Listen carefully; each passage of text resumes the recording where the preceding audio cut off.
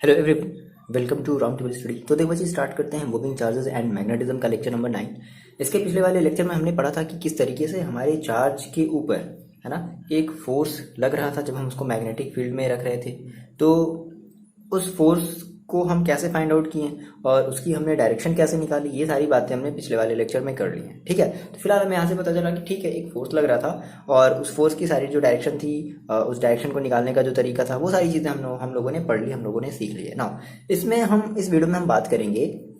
देखो, हमें अब यहाँ से ये पता चल गया है कि अगर हमारी कोई भी अगर एक चार्ज पार्टिकल है, ठीक है, अगर वो किसी मैग्नेटिक फील्ड में अगर मूव कर रही है तो अब ऐसी बात है, हमें ये पता चल गया कि ठीक है, फोर्स लगेगा।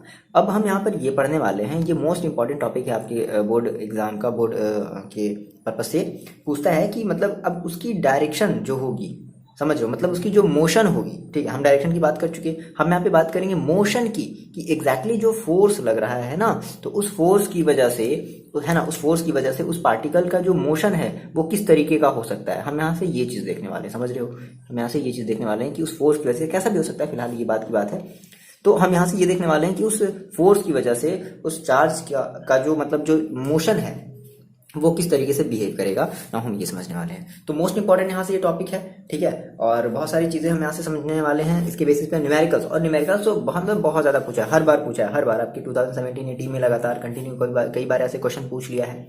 तो ये दोनों पर्पज से इंपॉर्टेंट है, थ्योरी पर्पज से भी इंपॉर्टेंट है। ये वाला आपका जो लेक्चर नंबर 9 है मोस्ट इंपॉर्टेंट है, थ्योरी पर्पज से भी इंपॉर्टेंट है और न्यूमेरिकल पॉइंट ऑफ व्यू से भी बहुत ज्यादा इंपॉर्टेंट है। तो स्टार्ट करते हैं।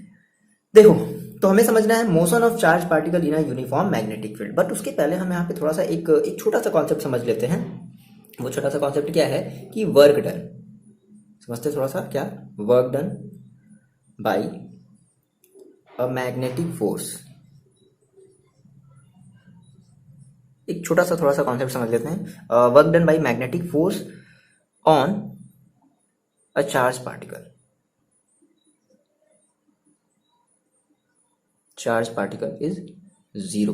ये कितना होता है? जीरो होता है। ये हमें बात याद रखनी है। मतलब कि अगर किसी भी चार्ज पार्टिकल पर है ना मैग्नेटिक फोर्स जो लग रहा है, ठीक है, तो उस मैग्नेटिक फोर्स की वजह से जो भी वर्क डन हो रहा है चार्ज पार्टिकल पर, वो हम कितना लेते हैं? जीरो लेते हैं। देखो कैसे, जैसे कि हम ये जानते हैं भाई, हमारे पास क्या होता है, एफ इज इक्वल टू, हमें इतना पता है क्या होता है, Q into V cross B, हम ये जानते हैं, वेक्टर फॉर्म में हम ये जानते हैं।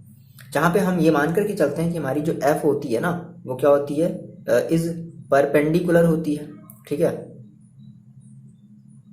परपेंडिकुलर होती है बोथ किसके, वी के एंड बी के। बोलो, ये बात पता है? ठीक है, परपेंडिकुलर। अच्छा सॉरी, देखो, तो हमें बात करनी है वर्क डन की। तो एज वी नो, हम जानते हैं sir, work done is equal to क्या होता है, तो W इज इक्वल टू होता है क्या, F डॉट एस। ठीक है, अब यहां पे हमारी जो S है वो क्या है भाई, एक डिस्प्लेसमेंट है। ठीक है, अच्छा, और हम यहाँ पर ऑलरेडी ये बोल चुके हैं कि जो भी हमारा चार्ज पार्टिकल है ना, और मैग्नेटिक फील्ड से वो लगभग जो है वो कितना डिग्री एंगल बनाता है, 90 डिग्री। यानी कि हमें यहाँ पे क्या रखना है, थीटा इज इक्वल टू क्या रखते हैं, 90 डिग्री रखते हैं। तो देखो, अगर हम फॉर्मूला अप्लाई करते हैं, W इज इक्वल टू क्या होता है, एफ एस कॉस थीटा।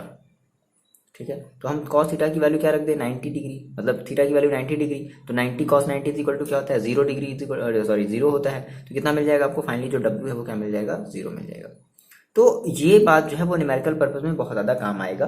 ठीक है ना, आप जब PDF देखोगे तो आपको समझ में आ जाएगा। फिलहाल ये एक छोटी सी यहाँ पे हम बात कर रहे थे किसके, work done by a magnetic force on charge particle is zero. कैसे, तो इस तरीके से आप बता सकते हो। नाउ हम बात करते हैं ना, हम अपने चलो मेन हेडिंग, अपने मेन इंपॉर्टेंट टॉपिक की बात करें, जिसके बारे में पढ़ना है। हमें ये पढ़ना है कि फोर्स की वजह से है ना हमारे चार्ज पार्टिकल का जो मोशन है वो किस तरीके से होगा, है ना, हमें उसके बारे में पढ़ना है। तो स्टार्ट करते हैं, हेडिंग लगा लो और जो है अपनी कॉपी में ये सारी चीज़ें आप लिखते हुए चलोगे, समझते हुए चलोगे, है ना, किसी भी चीज़ को आपको छोड़ना नहीं है। देखो, देखने में लगता है कि जो हमारा टॉपिक है वो थोड़ा सा छोटा है, लेकिन जब करने आदमी बैठोगे ना आप, तो लगेगा कि नहीं, ये मतलब बहुत कुछ है इस चीज़ों में, है ना। इन चीज़ों को आपको बहुत अच्छे से समझना है, बहुत बारीकी से समझना है, फील करोगे, मज़ा आ जाएगा पढ़ करके। ठीक है, चलो स्टार्ट करते हैं। देखो अच्छा, हेडिंग आप लगा लो motion of charge particle in a uniform magnetic field. ठीक है, हमें बात करनी मोशन की, है ना, कि किस तरीके से जो पार्टिकल हमारा जब मैग्नेटिक फील्ड में जाएगा तो उसकी मोशन क्या हो जाएगी। तो उसके बेसिकली हम 2 केसेस देखेंगे या मे बी 3 केसेस देखेंगे। ठीक है, टेंशन वाली कोई बात नहीं, बहुत ही ध्यान समझना, थ्योरेटिकल टाइप से है, न्यूमेरिकल्स भी हैं इसमें, बहुत अच्छे अच्छे न्यूमेरिकल्स हैं। ठीक है, देखो तो जैसा कि हम लोगों ने पढ़ा था, हमें एक बात पता थी एज वी नो कि अगर हमारे पास कोई एक चार्ज है क्यू, मान लो हमने कहा सर मेरे पास एक था प्लस चार्ज क्यू। ठीक है, मेरे पास एक प्लस चार्ज है क्यू, और हमने कहा कि मान लो ये क्या कर रही है, इंटर कर रही है, inter in a magnetic field. बात ध्यान समझो। ठीक है, मैग्नेटिक फील्ड में ये क्या कर रही है, इंटर कर रही है। तो क्या होगा, एज वी नो इसके ऊपर एक फोर्स लगेगा। अच्छा, ये मान लेते हैं कि मैग्नेटिक फील्ड में एंटर कर रही है with velocity, with velocity v, है ना, v वेलोसिटी के साथ ये क्या कर रही है, मैग्नेटिक फील्ड में एंटर कर रही है। तो अब इसके ऊपर क्या लगेगा, एक फोर्स का ये जो है एक फील आएगा इसके ऊपर। ऐसा लगेगा कि भाई मेरे ऊपर किसी ने फोर्स लगा रहा है, हम चले जा रहे हैं लेकिन मेरे को कोई जो है ना आसानी से जाने नहीं दे रहा है, मेरे ऊपर कोई फोर्स लगा रहा है। ठीक है, और वो कितना फोर्स लगेगा तो हमें पता है। तो इंटर्स इन a magnetic field with velocity v, it experiences, बोलो यहाँ तक क्लियर है, यहाँ तक कोई भी बात तो कंफ्यूजन आपको नहीं कर रहा है। इट एक्सपीरियंसेस अ फोर्स, और उस फोर्स को हम क्या कहते हैं, मैग्नेटिक फोर्स कहते हैं। तो कितना होता है भाई, as we know F is equal to जो होता है वो होता है Q into V cross B. हम ये वेक्टर फॉर्म में जानते हैं भाई। इसके ऊपर ऐसा लगेगा, ये कहे कि अच्छा मेरे ऊपर जो है इतना फोर्स जो है वो लग रहा है। ठीक है, मजा आ रहा होगा इसको, या जो भी लग रहा होगा, जैसा भी लग रहा होगा, अच्छा फील नहीं हो रहा होगा। ऑब्वियस सी बात है कि इसके ऊपर भी फोर्स लगता है तो अच्छा फील नहीं होता है। इसको अगर हम और अगर स्केलर फॉर्म में लिखना चाहें तो हम क्या कहते हैं, हम ये कहते हैं कि F is equal to Q V B sine theta. ठीक है, ये हम कहते हैं। चलो, अब यहां से हमारे पास देखो, अभी जो फोर्स जो लगा, ठीक है, तो अब ये जो फोर्स है ना, अब बेसिकली ये भी डिपेंड करेगा। देखो अब इसकी जो मोशन, हम बात करते हैं इसके मोशन की, इसकी जो मोशन है ना, ये डिपेंड करेगी कि जो हमारा चार्ज पार्टिकल है वो इंटर कैसे कर रहा है। मैंने आपको बताया था कि हम जो एक कंडीशन लेकर के चलते थे, हम ये मान करके चलते थे मोस्टली केसेस में कि हमारी जो अभी v है वो b के कैसे परपेंडिकुलर, बट कभी कभी हम थीटा भी कुछ और ले लेते थे। ठीक है, नहीं लेते थे कोई बात नहीं, बट यहाँ पे हमारे पास देखो कंडीशन है। हमने कहा कि शायद ऐसा हो सकता है कि हमारी जो चार्ज पार्टिकल है उसकी जो वेलोसिटी है ना, वो जो है b के परपेंडिकुलर इंटर कर रही हो। समझ रहे हो, b के परपेंडिकुलर इंटर करने का मतलब क्या है कि जैसे मान लो आपने कहा सर मेरे पास ये इस तरीके की एक जो है कॉम्बिनेशन थी। ठीक है, कुछ इस तरीके से बना लेते हैं, है ना, इस तरीके का एक कॉम्बिनेशन था। मान लो ये आपका मैग्नेटिक फील्ड है, ये नीचे की तरफ ये जो ब्लैक वाला जो मार्कर है वो नीचे की तरफ मैग्नेटिक फील्ड शो कर रहा है। नीचे की तरफ मैग्नेटिक फील्ड कैसे शो करते हैं आपको पता है ना। और हमने कहा कि ये जो सर फोर्स होता था, ये जो मान लो आपका जो फोर्स है ना, ये इन दोनों के ही परपेंडिकुलर होता था, इस बी के भी और इस बी के भी। अब मे भी कंडीशन क्या हो सकती है कि ये जो हमारा जो बी है, सॉरी ये हमारी जो वेलोसिटी है चार्ज पार्टिकल की, जो वेलोसिटी ना, ये जो वेलोसिटी है ना, ये मे भी मान लो इस बी से समथिंग कोई एक एंगल बना लिया, समथिंग कुछ भी एंगल बना लिया, है ना। या फिर अभी हम परपेंडिकुलर की बात करें 90 डिग्री के एंगल पर अगर हम अभी चल रहे हैं तो देखो, तो हम बात करते हैं अपने फर्स्ट केस की। हमने कहा सर हम बात कर लेते हैं case number 1, when v perpendicular to b। जब हमारी वेलोसिटी हो कैसी है, b के कैसे हो, परपेंडिकुलर हो, दैट इज, इसका मतलब क्या है, दैट मीन्स वेलोसिटी, आप यहाँ पे लिख लो चाहो तो, velocity is perpendicular to magnetic field. ठीक है, देखो तो चलो मानते हैं सबसे पहले तो हमें एक मैग्नेटिक फील्ड क्रिएट कराना है। तो भाई कैसे क्रिएट कराए, तो मान लो देखो हम बोर्ड पर ही क्या कर रहे हैं, एक मैग्नेटिक फील्ड फील करना, थोड़ा सा बताते हैं कैसे समझना है। आपने कहा सर हम एक मैग्नेटिक फील्ड पहले जो है क्रिएट कराते हैं अपने व्हाइट बोर्ड पर। अच्छा, कई बच्चे इस क्रॉस का मतलब समझ रहे होंगे कि मैग्नेटिक फील्ड की डायरेक्शन कैसे है, इनवर्ड डायरेक्शन में। बढ़िया, ठीक है, ये बात तो आपको समझ में आ रही होगी ना, कई बच्चे ये समझ पा रहे हो ना कि जो मैग्नेटिक फील्ड की डायरेक्शन है एक यूनिफॉर्म मैग्नेटिक फील्ड है, ऐसे इधर उधर नहीं बनाना है, एक यूनिफॉर्म बढ़िया सा मैग्नेटिक फील्ड आप बनाओगे, है ना। और इसकी जो डायरेक्शन है वो कैसे है, इनवर्स, मतलब प्लेन ऑफ पेपर के जैसे। फॉर एग्जाम्पल मान लो आपने कोई एक पेपर लिया,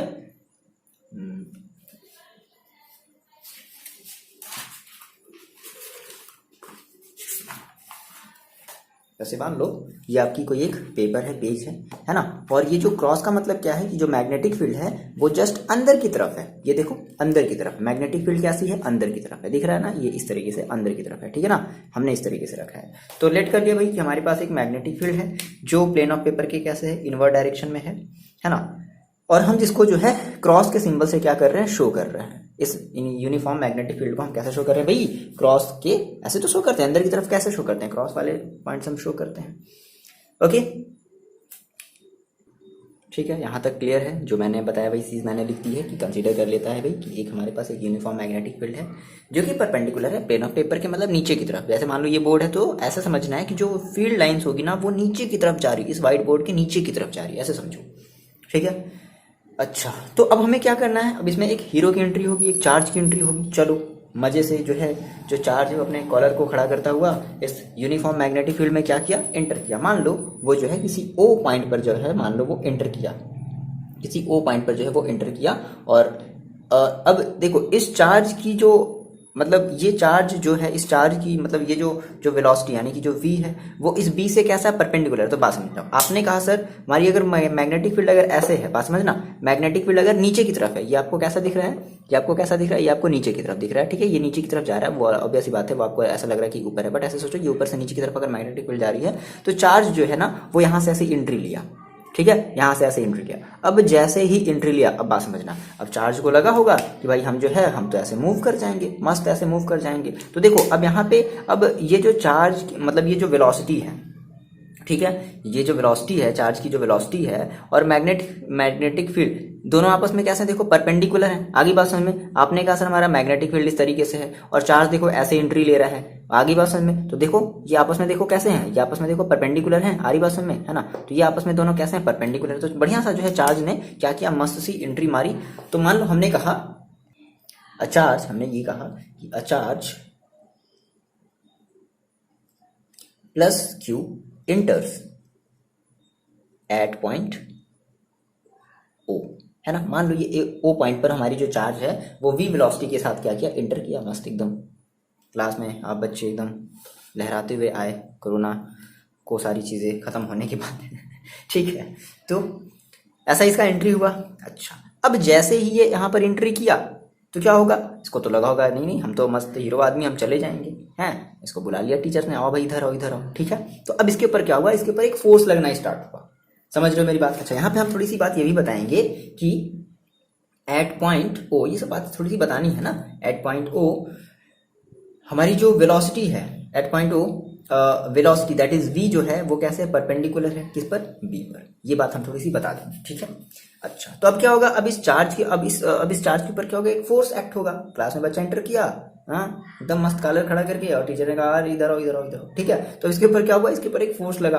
तो कौन सा फोर्स लगेगा, as we know F is equal to क्या लगेगा, Q into V cross B। ये इसके ऊपर एक फोर्स लगा ना, ठीक है। अच्छा अब यहाँ से हमें अब देखो, अब जो फोर्स हमें ये पहले से ही पता है कि हमारी जो फोर्स होती है वो B के और V के क्या होती है, परपेंडिकुलर होती है। तो एज वी नो कि हमारा जो F होता है, F इज परपेंडिकुलर, समझना, perpendicular to both B and V, बोलो ये होता है, ठीक है ना। F is perpendicular to both B and V। अच्छा अब चार्ज को लगा होगा, देखो क्या लगा होगा कि चार्ज को लगा होगा कि भाई हम तो ऐसे जो है वो सीधे चले जाएंगे, लेकिन क्या हुआ, इसके ऊपर एक क्या हुआ, इसके ऊपर एक फोर्स लगा, है ना। अब देखो क्या होगा, अब जैसे ही ये इस पॉइंट पर पहुंचा तो आपको अपने जो है राइट हैंड थंब का रूल पता है। आप क्या करते हो कि इस थंब को क्या करते हैं, उस मतलब चार्ज पार्टिकल के डायरेक्शन में, मतलब जिधर हमारी जो करंट फ्लो हो रही है ना, हम उस डायरेक्शन में रखते हैं और क्या करते हैं, अपने कर्ल को मोड़ते हैं। तो देखो ऐसा लगेगा, अब इस देखो इसके ऊपर फोर्स किधर की तरफ लगेगा, अंदर की तरफ। तो भाई ये जाना तो चाह रहा था इधर की तरफ, लेकिन समहाउ ये क्या करेगा, ये ऐसे जो है आगे जाकर के किसी पॉइंट पर जाकर के मुड़ जाएगा, ठीक है। फिर जब यहाँ पर आया तो फिर सोचा कि नहीं अब जो है अब हम यहाँ से जो है ऐसे सीधे निकल जाते हैं, है ना। इसने कहा कि हम जो है वो सीधे ऐसे निकल जाते हैं, ठीक, हम ऐसे जो है वो सीधे ऐसे निकल जाते हैं। लेकिन फिर हर एक जगह पर क्या होगा, अब फिर से देखो यहाँ पर हमने ऐसे थंब रखा और फिर से क्या किया, हमने कर्ल को अंदर की तरफ मोड़ा, तो फिर से ये जो पार्टिकल है फिर से ये कुछ और थोड़ा सा ऐसे अंदर की तरफ मूव करेगा। ठीक है। फिर जब मान लो थोड़ी दूर पर पहुंचेगा, फिर आपको फिर अभी से लगेगा कि नहीं नहीं चलो ठीक है, अब हम ऐसे बाहर की तरफ ऐसे निकल जाते हैं, सीधा ऐसे निकल जाते हैं। फिर इसके ऊपर एक क्या हुआ, इसके ऊपर फिर से एक फोर्स लगा, तो फिर से ये क्या करेगा, फिर से ये जो हमारा चार्ज पार्टिकल है फिर से ऐसे मुड़ जाएगा। आ रही बात समझ में? फिर से यहाँ पर ऐसे आया तो मान लो फिर से क्या करेगा, अब हम ऐसे सीधे निकल जाते हैं तो फिर से क्या करेगा, अब देखो ऐसे रखोगे तो कर लो अपने मोड़ोगे तो ये क्या होगा, फिर से इस चार्ज पार्टिकल को ये अंदर की तरफ ढकेलने की फिर से कोशिश करेगा। जो फोर्स होगा ना वो बार बार इसको क्या करेगा, अंदर की तरफ ढकेलने की कोशिश करेगा। फिर से यहाँ आएगा, फिर से सोचेगा चलो ठीक है अब ऐसे निकल जाते हैं, लेकिन जो फोर्स है वो कंटिन्यूअसली इसको क्या करता रहेगा, मोड़ता रहेगा। तो जो चार्ज पार्टिकल है ना वो एक सर्कुलर मोशन में क्या करने लगेगा, मतलब उसकी जो मोशन होगी वो सर्कुलर हो जाएगी। इतनी बात आपको समझ में आई, ये चीज कैसे हो गया, बोलो इतनी बात क्लियर है ना? तो ये चार्ज जो है वो काफी ज्यादा हीरो बन रहा था, बट इसे समझ में आ गया कि नहीं ऐसा नहीं है भाई। अगर हम मैग्नेटिक फील्ड में अगर हम मैग्नेटिक फील्ड के अगर हम परपेंडिकुलर जा रहे हैं तो हम जिस रास्ते से जाना चाहते हैं देखो हम उस रास्ते से नहीं जा सकते। क्या होगा, मेरे ऊपर एक फोर्स एक्ट होगा और वो जो फोर्स है ना हमें बार बार डिफ्लेक्ट करके, कंटिन्यूअसली डिफ्लेक्ट करके क्या करेगा, हमें जो है एक सर्कुलर पाथ में जो हमें क्या करना, हमें जो है एक सर्कुलर पाथ में हमें मतलब घूमने पर क्या कर देगा, मजबूर कर देगा। ठीक है। अच्छा, इस यहां पर एक बात ये भी इंपॉर्टेंट है कि जब ये सर्कुलर मोशन जब ये कर रहा होगा ना, देखो जब ये सर्कुलर मोशन जब ये कर रहा होगा ना तो इंपॉर्टेंट एक बात ये भी है कि इसकी स्पीड कभी भी चेंज नहीं हो रही होगी। ठीक है, मतलब कि काइनेटिक एनर्जी भी में कोई भी चेंज नहीं हो रहा होगा। स्पीड जितनी यहां पर थी सेम उतनी ही यहां पर थी, जितनी यहां पर थी सेम उतनी ही यहां पर थी। हर जगह हर एक पॉइंट पर इसकी जो स्पीड थी ना बच्चे वो सेम थी, मतलब इसकी जो वेलोसिटी थी, इसकी जो स्पीड थी वो हर जगह क्या थी, सेम थी। ठीक है, इतनी बात आपको क्लियर होगी। तो बस यही है, यानी कि अब देखो, अब इसका मतलब है आपने ये पढ़ा है कि अगर कोई भी चार्ज पार्टिकल अगर एक सर्कुलर मोशन में, अगर कोई भी एक, आपने क्लास 11 में पढ़ा कि अगर कोई भी मास जो है वो किसी एक सर्किल में अगर मूव करता है तो उसके ऊपर एक सेंट्रीपिटल फोर्स लगता है। बोलो, और ये जो सेंट्रीपिटल फोर्स होगा, इस केस की अगर हम बात करें तो इस केस में जो इसका जो सेंट्रीपिटल फोर्स होगा वो इसके मैग्नेटिक फोर्स के इक्वल होगा। भाई इसी मैग्नेटिक फोर्स की वजह से तो ये सर्किल बन रहा है। और अगर सर्किल बन रहा है मतलब इसके चारों तरफ, मतलब ये क्या कर रहा है, ये एक सेंट्रीपिटल फोर्स क्रिएट कर रहा है ना? तो अब ये सेंट्रीपिटल फोर्स किसकी वजह से हुआ, मैग्नेटिक फोर्स की वजह से हुआ। तो हम ये कह सकते हैं क्या कि जो मैग्नेटिक फोर्स होगा और जो सेंट्रीपिटल फोर्स होगा वो दोनों ही आपस में क्या होंगे, इक्वल होंगे। इतनी बात आपको समझ में आई, बताओ, है ना? तो मान लेते हैं कि अगर इसका सेंटर, अगर सर्किल का सेंटर अगर मान लो यहाँ पर है और इसकी रेडियस अगर r है ना? तो बताओ हम ये कह सकते हैं क्या कि देखो यहाँ पे थोड़ी सी बातें आप लिख लोगे। कैसे लिख लोगे, तो आप ये कहोगे कि सिंस हमारा जो फोर्स है ना, force continuously deflect the particle sideways. ठीक है, कंटिन्यूअसली क्या करेगा, डिफ्लेक्ट करता जाएगा। ठीक है, विदाउट चेंजिंग, यहां पे ये बात मेंशन करोगे, without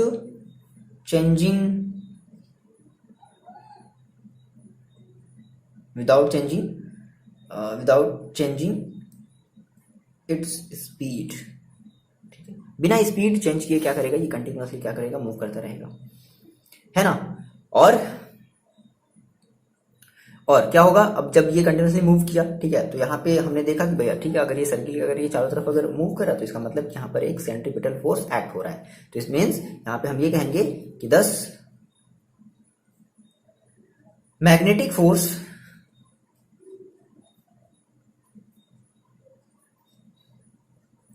force create a centripetal force, है ना? और ये जो मैग्नेटिक फोर्स होगा और जो सेंट्रीपिटल फोर्स होंगे वो दोनों आपस में कैसे होंगे, भाई, है ना? तो क्या हो जाएगा भाई, इक्वल हो जाएगा। इट मीन्स हम ये कह सकते हैं कि हमारा जो F दैट इज जो हमारा सेंट्रीपिटल फोर्स है वो किसके इक्वल होगा, वो इक्वल होगा FB के। और आपको पता है सेंट्रीपिटल फोर्स क्या होता है, mv²/r is equal to FB की वैल्यू क्या होती है, QVB। अब साइन थीटा रखोगे तो थीटा आपको यहाँ पे कैसे लेना है, परपेंडिकुलर लेना है, दैट इज 90 डिग्री, तो 1 हो जाएगा, यानी कि mv²/r is equal to QVB। अच्छा, अगर आप चाहते हो कि सर हम पीरियड ऑफ रिवॉल्यूशन निकालना चाहते हैं कि इस चार्ज पार्टिकल को यहाँ से इसने ट्रैवलिंग स्टार्ट करी थी और यहाँ से यहाँ तक चलने में इसको एक यहाँ से यहाँ तक राउंड लगाने में कितना जो है वो टाइम लगा, हम ये निकालना चाहते हैं, है ना? तो एज वी नो आपको ये फॉर्मूला पता होगा, क्लास 10th से या क्लास 9th से आपने पढ़ा होगा कि हमारा जो पीरियड ऑफ रिवॉल्यूशन होता है, पीरियड ऑफ रिवॉल्यूशन जिसको हम कहते हैं capital T is equal to क्या कहते हैं, सरकमफेरेंस, सर्किल का सरकमफेरेंस, सरकमफेरेंस अपॉन स्पीड। ठीक है, क्या हमें फॉर्मूला पता है, तो टी इज इक्वल टू रख लो। देखो अब सर्किल के सरकमफेरेंस क्या होती है, तो होती है 2πr अपॉन स्पीड हमने कितना माना है v, तो क्या हो जाएगा t is equal to 2πr upon v। अच्छा अब मेरी बात समझना, 2πr अपॉन v है। अब देखो, अब अगर यहां से मेरी बात समझना बच्चे, देखो यहां से अगर हम r की अगर वैल्यू निकालें, ये मोस्ट इंपॉर्टेंट आपको यहाँ से एक फॉर्मूला मिलता है। ठीक है, r की अगर हम वैल्यू निकालते हैं क्या, तो r देखो इज इक्वल टू हमारा कितना हो जाएगा, देखो ये v से ये v देखो क्या एक बार कैंसिल आउट हो जाएगा, तो क्या बचेगा mv is equal to qv। तो r को हम इधर ट्रांसफर कर दें, बात समझ रहे हो ना, r को हमने क्या किया, हमने इधर ट्रांसफर कर दिया, और q इंटू v को हमने इधर अपॉन में लिया, तो देखो क्या हो जाएगा mv अपॉन QB। आप यहाँ पे चाहो Q रखो, अगर इलेक्ट्रॉन बोलेगा तो हम E रखेंगे, प्रोटॉन अगर बोलता है तो हम समझ लो प्रोटॉन का चार्ज, अगर अल्फा पार्टिकल बोलता है तो अल्फा पार्टिकल का चार्ज कितना होता है, इलेक्ट्रॉन के चार्ज का जस्ट 2 टाइम होता है। तो ये सारी चीजें हैं जो हम वो रखेंगे। ठीक है ना, तो R का यहाँ से आपको एक मोन क्या है सॉरी मोस्ट इंपॉर्टेंट जो फॉर्मूला मिला, मोन क्या होता है सर, देखो कुछ नहीं, मोन मीन्स मॉन्डे, ओके देखो तो आर का यहाँ पे आपको जो मेन इंपॉर्टेंट जो फॉर्मूला मिला वो क्या मिला, mv अपॉन qv। बोलो ये बात क्लियर है। तो फाइनली आपने यहाँ से कहा ठीक है हम आर के यहाँ से वैल्यू रख लेते, देखो क्या हो जाएगा 2 अपॉन v इंटू आर की वैल्यू रख लो, तो आर की वैल्यू कितनी है mv अपॉन qv है ना, तो ये v से v भी कैंसिल आउट हो गया, तो क्या बचा फाइनली आपके पास बचा t is equal to 2πm upon QB। ये आपके टाइम पीरियड का आपने ये क्या कर लिया, फॉर्मूला जो है वो निकाल लिया। ठीक है, 2πm अपॉन QB। m जहां पर आपको पता है ना चार्ज का मास है, अगर इलेक्ट्रॉन होगा तो आप इलेक्ट्रॉन का मास रखोगे, प्रोटॉन होगा प्रोटॉन का मास रखोगे, अल्फा पार्टिकल होगा अल्फा पार्टिकल का मास रखोगे, न्यूट्रॉन होगा न्यूट्रॉन का मास रखोगे। तो बहुत सारे क्वेश्चन ऐसे बना करके दे देता है, किसी का भी मास जो है वो आप मतलब किसी का भी जो है टाइम पीरियड या फिर किसी का भी जो है वो आर निकालने के लिए दे देगा। अच्छा इतनी बात आपको आ रही समझ। अच्छा यहाँ से अगर फ्रीक्वेंसी निकालना चाहते हो तो एज वी नो हम क्लास 9 में पढ़े थे, फ्रीक्वेंसी इज इक्वल टू, मान लो फ्रीक्वेंसी को कई बच्चे एन से डिनोट करते हैं, कई बच्चे एफ से डिनोट करते हैं, तो आपकी मर्जी। अब फ्रीक्वेंसी इज इक्वल टू क्या होता है, 1 अपॉन टाइम पीरियड। तो अगर 1 अपॉन टाइम पीरियड अगर आप करोगे तो देखो एन इज इक्वल टू क्या मिलेगा, फाइनली आपको क्या मिलेगा, तो ये जस्ट अपॉन के अपॉन में हो जाएगा, that is QB upon 2πm। तो यहां से आपको 3 मेन इंपॉर्टेंट फॉर्मूले मिले हैं, R is equal to, T is equal to, N is equal to. ठीक है, ये बात आपको आ रही है समझ में। अच्छा देखो थोड़ा सा यहाँ से हम कुछ फैक्ट बातें समझते हैं कि यहाँ से इस फॉर्मूले का हमें एग्जैक्टली क्या मतलब समझ में आ रहा है। यहाँ से आप देख रहे हो कि आपकी जो टाइम पीरियड है, यहाँ पे जो R है वो मिसिंग है। टाइम पीरियड के फॉर्मूले में आप देख रहे हो ना, टाइम पीरियड के फॉर्मूले में आपका R देखो कहीं भी नहीं है। तो इसका क्या मतलब है, इसका मतलब है कि अगर आप किसी भी सर्किल का, वो चाहे बड़ा सर्किल हो है ना, वो चाहे छोटा सर्किल हो, तो उसके रेडियस पर डिपेंड नहीं कर रहा। इतनी बात तो हमें समझ में आ गई। मान लो फोर्स ज्यादा होगा, हाँ, तो और मान लो ये कुछ और बड़ा सा ऐसे मान लो सर्किल बनेगा। ये बात आपको समझ में आ रही, बताओ। यहाँ पे देखो आर मिसिंग है ना, तो इसका मतलब है कि टाइम पीरियड जो है वो रेडियस पर तो डिपेंड नहीं कर रहा है। इतनी बात हमें समझ में आ रही है। तो हमने कहा कि सिंस हमारा सर जो ये जो टाइम पीरियड है ना, टी जो है वो क्या है,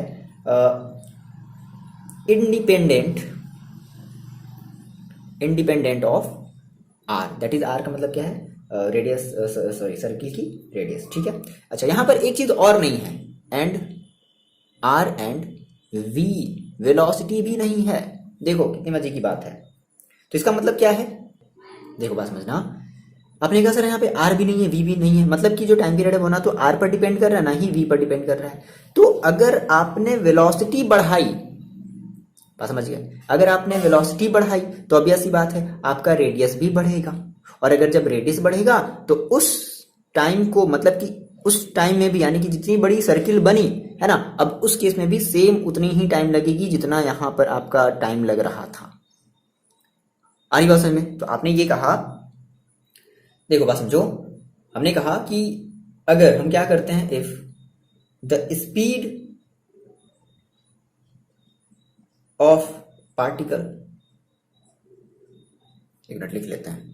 देखो वही चीज़ है, मैंने जो आपको बताया कि if the speed of particle increases its radius also increases. सही बात है, अगर आप स्पीड बढ़ा दो तो और ये तेज से बढ़ेगा, और थोड़ी स्पीड बढ़ा दो तो और ये ऐसे जाएगा।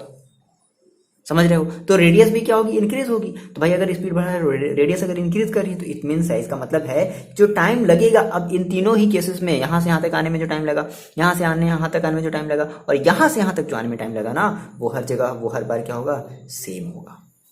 इसका ये मतलब है।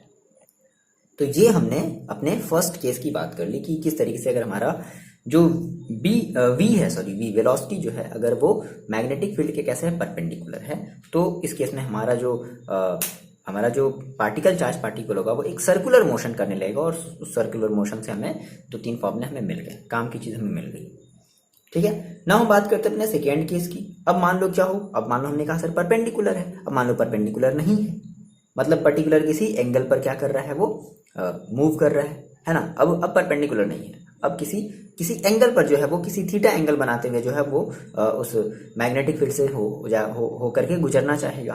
अब उसको समझ में आ गया कि परपेंडिकुलर से मेरी जो है दाल वो नहीं गलने वाली है ना।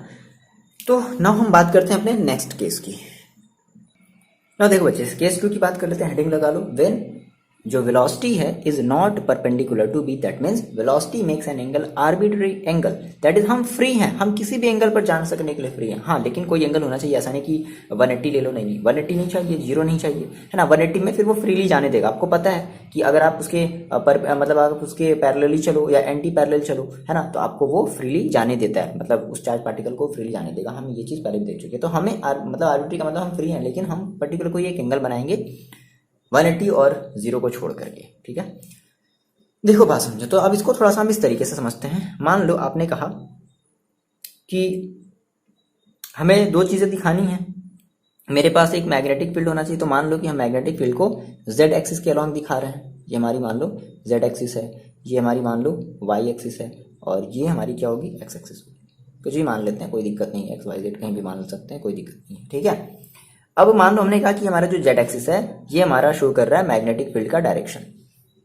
ठीक, अच्छा, अब देखो ये मतलब डायरेक्शन हमारी ऐसी, मैग्नेटिक फील्ड की डायरेक्शन ये है। तो हम कह रहे हैं कि नहीं, अब हमें परपेंडिकुलर नहीं चलना। हमने परपेंडिकुलर देख करके चल करके हमने देख लिया कि भाई हमारा जो रास्ता था वो एकदम सर्कुलर हो जाता था, मजा नहीं आया, चक्कर आ गया गोल गोल घूम करके। ठीक है, अब जो है हमको कुछ इस तरीके से जाना चाहते हैं, समझ लो, मतलब कुछ इस तरीके से। ये ऐसा नहीं कि ये चीज़ कर लेना, ये एक्स डैश नहीं है आपका, ये आपका समथिंग मान लो कोई एक दूसरा सा एंगल है, कुछ इस तरीके से। ठीक है, जो आप इस मैग्नेटिक फील्ड के साथ कैसे थीटा एंगल जो है बना करके आप जाना चाहते हो, है ना, थीटा एंगल बना करके ये जो वी है, मतलब जो चार्ज पार्टिकल है वो इस वेलोसिटी से थीटा एंगल के साथ जाना चाहता है। ठीक है, तो सेम वही चीज़, थोड़ी सी बातें यहाँ पे हम लिख ली जाए। हमने कहा कि हम कंसीडर करते हैं सारी बातें, आप अपनी कॉपी में लिखोगे। कंसीडर करते हैं क्या भाई, कंसीडर किया जाए कि फिर से हमारे पास वही है भाई, चार्ज फिर से दोबारा घुसने की कोशिश कर रहा है, चार्ज पार्टिकल क्यू, है ना, एंटरिंग, सेम वही कंडीशन, सेम वही कहानी। कितना आसान है, entering in uniform magnetic field. Magnetic field अभी भी हमारी यूनिफॉर्म है। ठीक है, हर जगह सेम, कहने का मतलब ये होता है हर जगह सेम मान करके चल रहे हैं। Magnetic field be with velocity v। ठीक है, तो b ने कहा अच्छा तुम फिर आ गए, अच्छा, है ना। तो v इस बार जो v बोल रहा है, ये जो v है ना, v वेलोसिटी जो है ना, बोल रहा है कि ठीक है भाई आया तो है, लेकिन देखो इस बार देखो हम क्या कमाल करते हैं। इस बार हम, है ना, थोड़ा सा हम थीटा एंगल पर इंटर जो है वो करने वाले हैं। ओके, है ना, with velocity v and an angle theta. ठीक है, विद डायरेक्शन ऑफ बी। मतलब अब उसने कहा कि नहीं चलो ठीक है, अब हम भाई एक बार एंट्री करके देख चुके हैं परपेंडिकुलर, हम जो है अब तुम्हारे से हम जो है थोड़ा सा थीटा एंगल बनाते हुए जाने की कोशिश करते हैं। इस बार देखते हो तुम मेरे ऊपर क्या इफेक्ट करते हो, हैं। ठीक है, तो अब जैसे ही ये थीटा एंगल जाएगा, अब देखो अब इसकी मुश्किल और बढ़ने वाली है ना। अब इसने कहा कि अच्छा तुम ऐसे करना चाहते हो, तो अब जैसे देखो, अब जैसे ये थीटा एंगल बना, तो अब ऐसी बात है, ये जो v है इसके 2 कंपोनेंट बन जाएंगे। क्लियर है बात, मुश्किल हो गई। हाँ जी, देखो हम लोग कहाँ पर थे। तो ठीक है, अच्छा इस V ने क्या किया, इस थीटा एंगल पर एंट्री मारी है। तो अब उसने कहा ओ माय गॉड, ठीक, अब तुम्हारी मुश्किल जो है वो थोड़ी सी और बढ़ने वाली है। क्यों? क्योंकि जैसे ही तुम किसी थीटा एंगल पर एंट्री करोगे, अब जो है तुम दो पार्ट में डिवाइड हो जाओगे, है ना। तुम्हारे अब दो कंपोनेंट मिलेंगे, एक आपको मिलेगा हॉरिजॉन्टल कंपोनेंट, एक आपको मिलेगा वर्टिकल कंपोनेंट। देखो तो एक हमने कहा सर हमें एक वर्टिकल कंपोनेंट मिलेगा। तो वर्टिकल कंपोनेंट देखो ये इसी डायरेक्शन में, यानी कि जिस डायरेक्शन में बी है इसी डायरेक्शन में हमें वी का एक वर्टिकल कंपोनेंट मिल जाएगा। और इस मतलब अब देखो अभी इस वर्टिकल कंपोनेंट को हम क्या कहेंगे, हम ये कह सकते हैं क्या, वी कॉस थीटा। बोलो, मैंने आपको ये बताया था कि कंपोनेंट कैसे लेते हैं, तो एंगल जिस साइड से जुड़ा होता है उसके साथ हम कॉस लेते हैं। तो हमारा ये वर्टिकल कंपोनेंट मिला वी कॉस थीटा। और इस वी कॉस थीटा को मान लो हम देखो, अब ये जो वी कॉस थीटा ये वाली जो कंपोनेंट है ना, ये वाला जो वेलोसिटी का जो कंपोनेंट है वो हमारे बी के पैरेलल है। मतलब कि जिस डायरेक्शन में बी जा रहा है उसी डायरेक्शन में वेलोसिटी भी जा रही है, तो हम इसको जो है वी पैरेलल मान लेते हैं। ये डबल लाइन का मतलब क्या है, ये 11 नहीं है, बात समझना यहाँ पे थोड़ी सोचिए। यहाँ पे ये 11 का मतलब है वी पैरेलल, ये पैरेलल टू क्या है, इस फील्ड के पैरेलल है। अच्छा अब क्या होगा कि अब आपको एक हॉरिजॉन्टल कंपोनेंट भी मिलेगा। तो क्या हॉरिजॉन्टल कंपोनेंट इसी पर बना दिया जाए? नहीं, इस पर नहीं बनाते हैं, मेरी बात समझना। यहाँ पे थोड़ा सा 3D इमेज है, इमेजिन करो। जैसे कि मान लो मेरे को रुक जाओ बताते हैं, देखो थोड़ा सा इमेजिन कराते हैं। तो हम जो है वो थोड़ा सा कुछ ऐसे बनाते हैं, कुछ इस तरीके से बनाते हैं, कुछ इस तरीके से बनाते हैं, बात समझना। ये हमारी जो है ये हमारी है या वी साइन थीटा, ठीक है, वी साइन थीटा। देखो ऐसे कहने का मतलब क्या है, ऐसे समझो थोड़ा सा। देखो ये चीज मान लो हमारी ये इस डायरेक्शन में क्या है, मैग्नेटिक फील्ड है। ये इस डायरेक्शन में क्या गई, मैग्नेटिक फील्ड गई, ये आपकी मैग्नेटिक फील्ड है। और ये जो हमारा है मान लो ये हमारी वाई एक्सिस है, ये वाली वाई एक्सिस है। और देखो अब हमने कहा सर हमारी जो वी ये मान लो आपका ये चार्ज पार्टिकल है, ठीक है ना। तो ये मस्त जो है ऐसे एंटर किया, ऐसे एंटरिंग करी।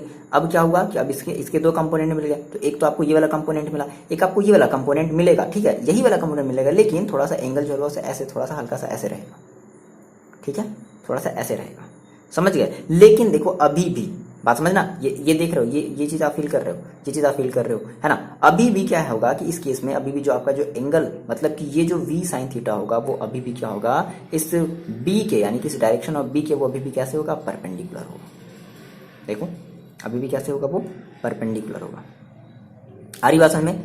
समझ लो, मतलब कि इसको ऐसे बनाया गया है, बात समझना, इसको ऐसे 3D में बनाया गया ना कि ये नीचे वाली चीज आपको नहीं दिखेगी, ऐसे, है ना। तो भाई हम कैसे दिखा सकते हैं, हमें अपने कॉपी पर दिखाना है ना, तो हम कुछ ऐसे करके दिखाएंगे। लो ऐसे दिख गया ना, आगे बात समझ। बट रियलिटी में ये है, समझ रहे हो, आपको रेड वाला मार्कर दिख रहा है, नहीं दिख रहा, रियलिटी में ये है, समझ रहे हो ना, रियलिटी में ये है, बट हमने थोड़ा सा ऐसे बना दिया। आ रही बात मेरी समझ में, ये बात आपको समझ में आ रही है। और अब अभी भी ये आपके जो आपका जो वी साइन थीटा यानी कि ये जो रेड वाला है ना वो आपका क्या है, वी साइन थीटा है। और ये जो आपका जो ब्लू वाला है वो आपकी डायरेक्शन ऑफ मैग्नेटिक फील्ड है। तो अभी भी ये देखो कैसे कैसे हैं, अभी भी ये आपस में परपेंडिकुलर ही है ना। बट रियलिटी में ऐसे होगा, फील कर पा रहे हो, थोड़ा सा मजा आ रहा है, ये चीज है ना, इंपॉर्टेंट चीज है ये चीज। ओके, तो आपने कहा सर ये हम जो है इसको हम मान लेते हैं ये हमारी परपेंडिकुलर है, तो इसको हमने सर कह दिया वी परपेंडिकुलर। क्या कह दिया बच्चे, हमने इसको कह दिया वी परपेंडिकुलर। चलो तो इतनी बात आपको समझ में आ गई। तो आपने यहाँ से ये बता दो कि जो हमारा वी होगा, है ना, वी हैव टू कंपोनेंट, ठीक है, वी के दो कंपोनेंट होंगे। कौन कौन से? फर्स्ट हम पहले बात कर लेते हैं फर्स्ट की, क्या मिलेगा हमें, फर्स्ट मिलेगा वी कॉस थीटा, जिसको हम कहेंगे वी पैरेलल, है ना। दैट इज हम ये कहेंगे कि along the direction of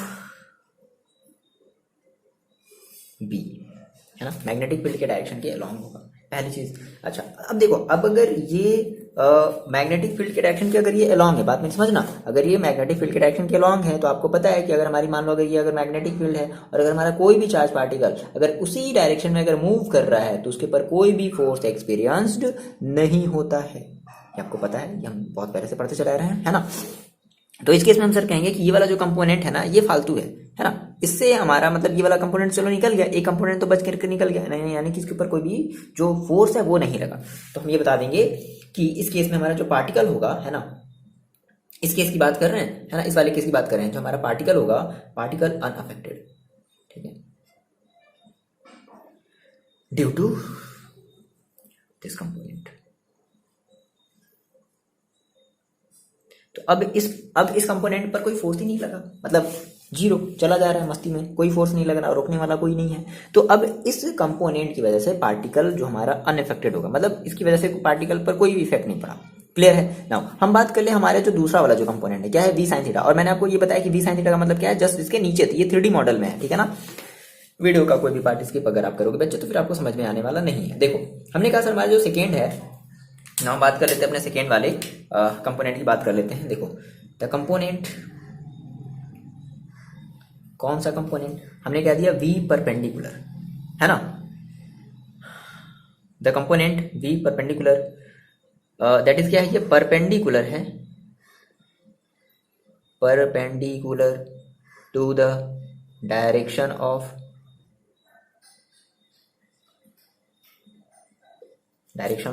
field, ठीक है। दैट इज, इसका मतलब क्या है कि अच्छा ठीक है। देखो तो हमने कहा कि हमारा जो v परपेंडिकुलर है वो क्या होगा, v साइन थीटा होगा, है ना। v परपेंडिकुलर क्या होगा, v साइन थीटा। हमें दो कंपोनेंट थे।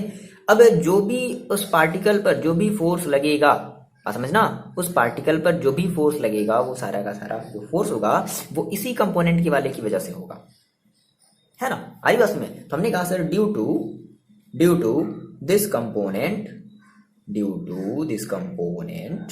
a charge particle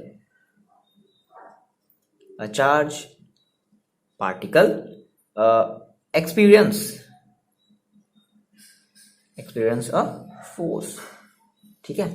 इसी चार्ज पार्टिकल यानी कि इसी वाले कंपोनेंट की वजह से हमारा ओवरऑल जो चार्ज पार्टिकल होगा ना उस पर एक फोर्स एक्सपीरियंस्ड होगा, यानी कि वो एक फोर्स का फील करेगा इस वाले कंपोनेंट के हेल्प से। ओके तो अब इस कंपोनेंट के थ्रू हम क्या निकाल लेते हैं, फोर्स निकाल लेते हैं।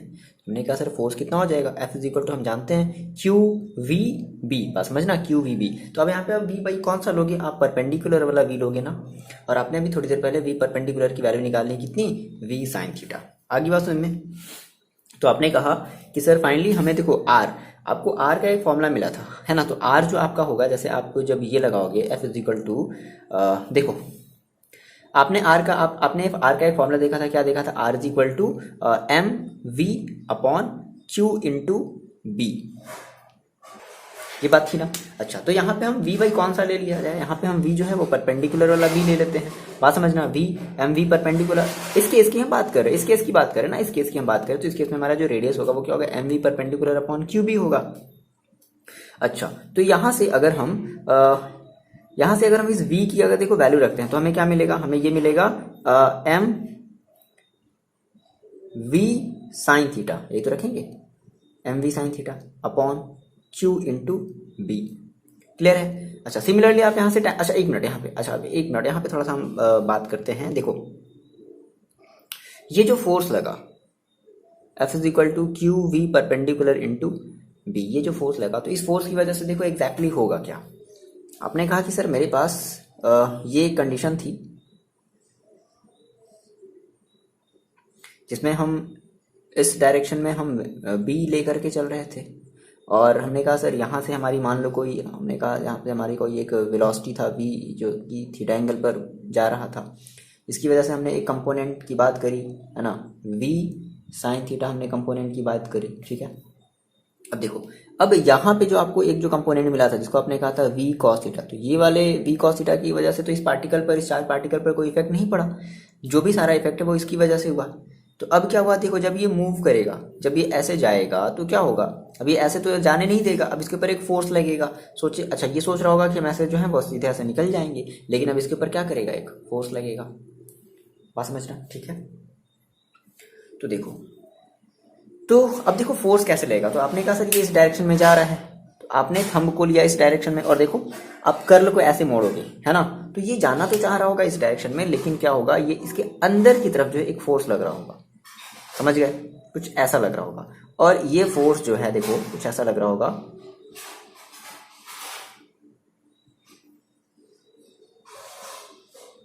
मतलब देखो कहने का क्या सीन है, ये चीज जैसे इसने मतलब ये यहाँ मतलब ये वाला जो हमारा जो कंपोनेंट था, इस कंपोनेंट की वजह से क्या हुआ, हमारे चार्ज पार्टिकल पर फोर्स लगना स्टार्ट हुआ।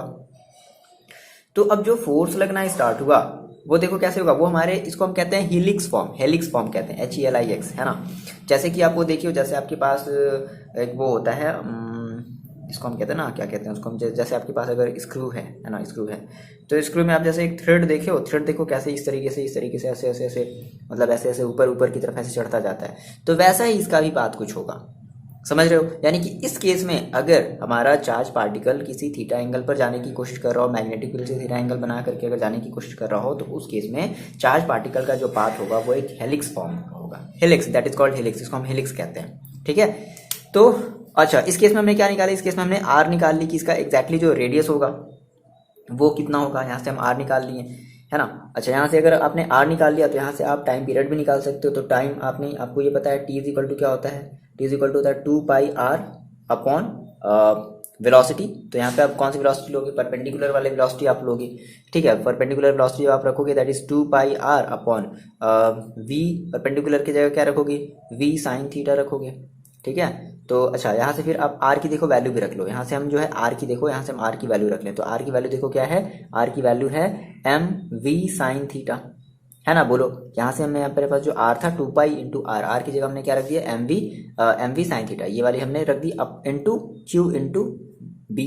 ये देखो ये वी साइन थीटा से ये V sine theta cancel out हो जाएगा, तो क्या बचेगा फाइनली आपके पास जो टी है वो भी आपके पास क्या बचेगा, 2πm अपॉन क्यू बी, वही तो बचा जो पहले वाले केस में बचा था, वही चीज़ तो आई, है ना, क्यू बी, है ना, 2πm upon Q B, same वही चीज़, देखो आप चेक कर लो, पिछले वाले में भी क्या आया था, वही आया था, इस वाले में भी वही आएगा।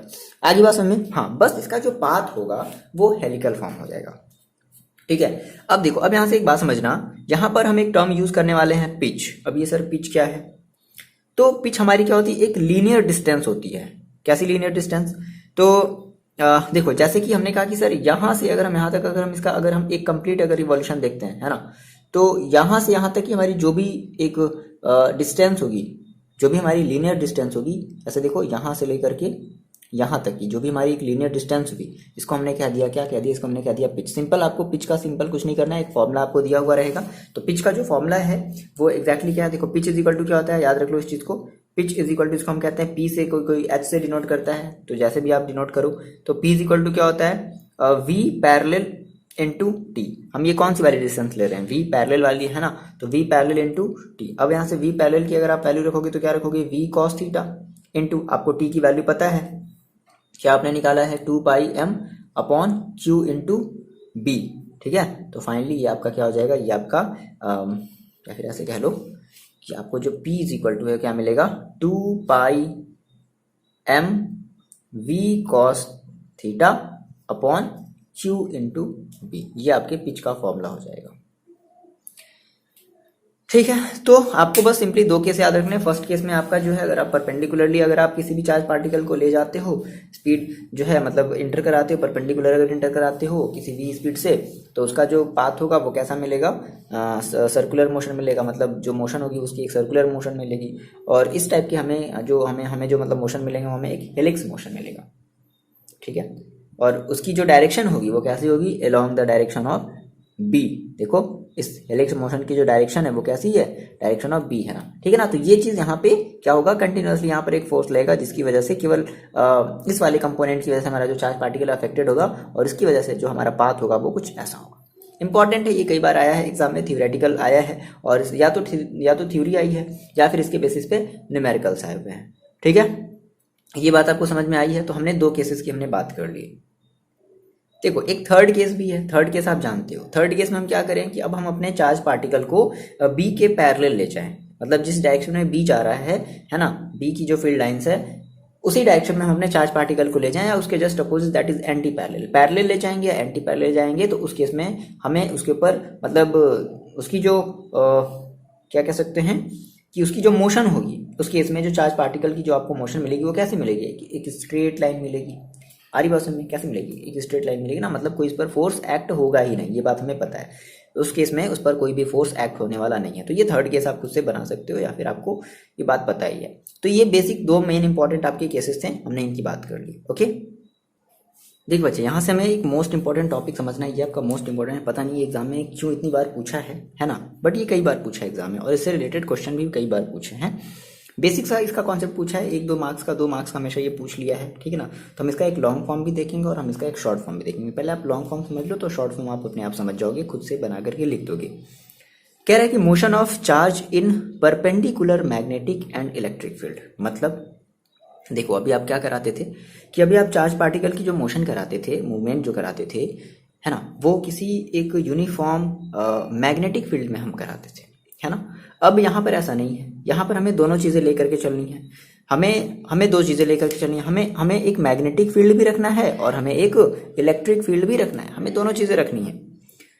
तो अब इस केस में उसका जो मोशन होगा या हमें जो फॉर्मूला मिलेगा, हमें जो वेलोसिटी का जो फॉर्मूला मिलेगा, वो सारी क्या क्या चीज़ें मिलनी है, यहाँ से हमें कौन सा फॉर्मूला मिलना है, ये सारी चीज़ें हमें यहाँ से समझनी है।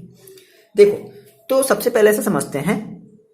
तो सबसे पहले तो हम क्या करते हैं कि मान लो सबसे पहले तो हमें एक क्या करना है, हमें सबसे पहले एक मैग्नेटिक फील्ड बनाना है। तो मैग्नेटिक फील्ड बनाने का मैंने आपको तरीका क्या बताया। सपोज करो कि हमारे पास कोई एक रीजन था, है ना, कोई एक सर्कुलर रीजन था, बात समझना, ठीक है। ऐसे हमारे पास कोई क्या है, एक सर्कुलर रीजन है,